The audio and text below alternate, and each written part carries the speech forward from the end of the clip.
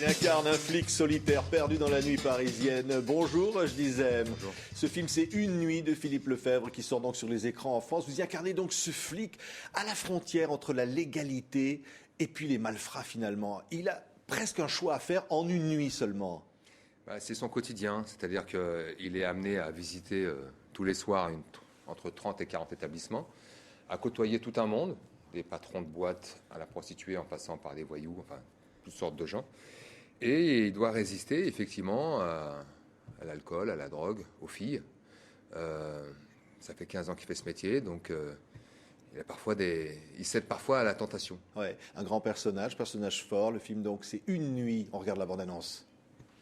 Vous êtes deux à voiture cabaret. Oui, Alain, je t'écoute. Bagarre au Love-Boat, quai de Montebello. Reçu. Giro de temps. On va réveiller Paris.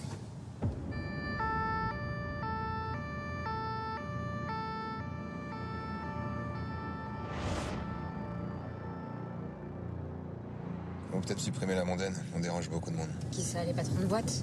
Non, les clients, les gens connus. Ils aiment pas être vus la nuit. Et mon boulot, c'est de les voir.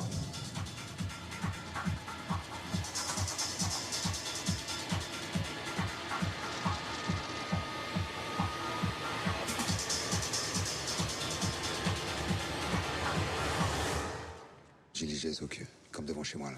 Il y a quelqu'un qui me fait un travail. Qui? Donc Sarah Je vais Forestier, Samuel Le Bihan qui sont à côté. Donc, et cette traversée de la nuit, c'est une traversée finalement jusqu'au bout de quoi? C'est les souterrains parisiens, c'est ce que l'on ne veut pas voir. C'est l'envers du décor. C'est-à-dire que au lieu de filmer les pistes de danse, les bars, la caméra s'est posée derrière le comptoir ou en coulisses pour voir un peu comment se déroule le mécanisme de la nuit, parce que c'est un grand business. Un patron de grande boîte vend entre 50 000 et 100 000 bouteilles de champagne par an. Donc on parle d'un marché très important. Cet homme-là, dont l'histoire est authentique, a pour mission de veiller à ce que les lois soient respectées, c'est-à-dire ne pas fumer, interdiction aux mineurs, etc.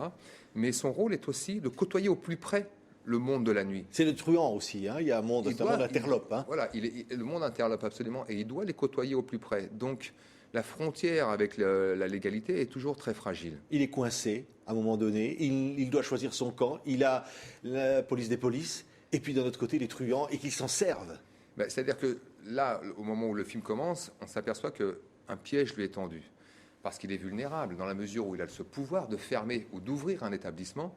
Ça lui donne du pouvoir, mais aussi une fragilité. Et ce soir-là, un piège lui est tendu, et c'est lui qui va devenir traqué. Et c'est cette nuit-là qu'on raconte. Ouais, c'est évidemment une sorte de huis clos, mais c'est dans la nuit.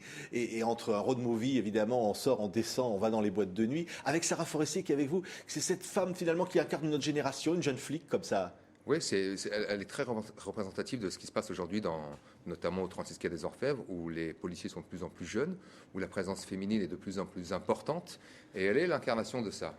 Oui, on va continuer de voir des images de ce film. Vous l'avez tourné entièrement la nuit?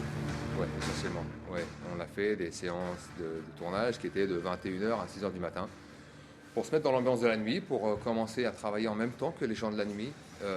C'est très déroutant, ça vous marginalise au sein même de votre propre famille. On n'en sort pas indemne. Hein. Oui. Alors quand il y en a qui font ça depuis effectivement 15 ans, 20 ans, on peut imaginer parfois les dégâts que ça peut représenter. Regardez.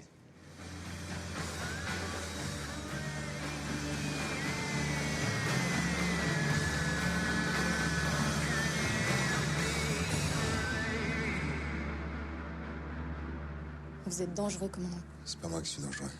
C'est mon métier. Un métier dangereux, comme celui qu'a conduit par exemple le numéro 2 de la PJ à Lyon, Michel Néré, sous les verrous, parce qu'on l'accuse finalement d'avoir été trop proche des truands. Oui. Mais c'est nécessaire? C'est nécessaire. Dans le cas de Néré, je ne sais pas, je ne connais pas assez bien l'affaire, mais dans le cas du flic que moi j'interprète et qui est inspiré de Philippe Izard, un des scénaristes, c'est plus que nécessaire, c'est même ce qu'on lui demande. On lui demande d'être au plus près de ces gens-là pour pouvoir mieux les cerner, hein, et surtout leur interdire l'accès à la direction des établissements. Donc on leur demande de dîner avec eux, souvent des grands restaurants, des notes très salées. Et puis un jour, le couperet tombe. Allez savoir pourquoi à ce jour-là et à quel moment. Moi-même, je ne le sais pas. Mais en tout cas, la hiérarchie veille en tout cas à ce que ces gens-là les côtoient, Mais voilà, c'est toujours très fragile et le jour où on doit payer, on le paye Ouais. assez cher. C'est une descente dans une faune, une sorte de faune urbaine de ce Paris de l'an 2011, de ces boîtes échangistes. Il y a des personnages attachants aussi dans certains cabarets transformistes. Il y a une espèce de jungle comme ça, de personnages. C'est toute une pléiade de second rôle, une catégorie aussi qui est assez représentative pardon, du monde de la nuit, effectivement. Et il y a effectivement les prostituées, les indiques, les clients. Mais ce qui est important aussi de constater, c'est qu'aujourd'hui, les directeurs d'établissement ne sont pas des voyous. Ce sont des hommes d'affaires, des fois des groupes, parfois même des banquiers. Voilà, donc c'est un monde d'affaires confronté à une clientèle qui représente tout ce que peut être aujourd'hui la société parisienne actuelle. Ouais, on voit apparaître Richard Boranger à un moment. C'est un polar à la française aussi. Vous avez aimé interpréter un polar, c'est-à-dire un film qui vous entraîne comme ça au plus près de la réalité. C'est d'autant plus intéressant que la seule violence du film, elle est psychologique. Et ça, j'ai trouvé ça assez audacieux de la part du réalisateur Philippe Lefebvre, de faire aujourd'hui un film aussi moderne où finalement aucun coup de feu n'est tiré, où la violence est quasi inexistante, mais en revanche, les rapports psychologiques, les rapports tendus qui représentent ce film-là sont d'autant plus intéressants qu'ils sont assez rares aujourd'hui dans le cinéma d'aujourd'hui. Ouais, c'est une violence intérieure. Il y a beaucoup de silence. Il y a l'intériorisation silence. Finalement de cette espèce qui peut paraître de la solitude aussi. C'est un film sur la solitude. Ouais. Et les silences sont essentiels parce qu'on parle aussi beaucoup de confiance, de trahison, de fraternité.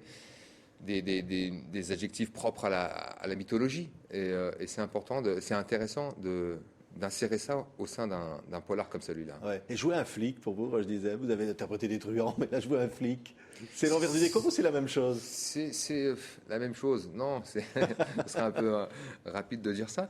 Mais c'est assez jouissif. C'est assez jouissif parce qu'il y a quand même ce pouvoir qui nous est donné naturellement. C'est-à-dire que, comme on peut le voir dans le film, quand je rentre dans un endroit, tout le monde me connaît, du vestiaire au patron à la danseuse. C'est très jouissif. C'est même un fantasme d'interpréter un genre.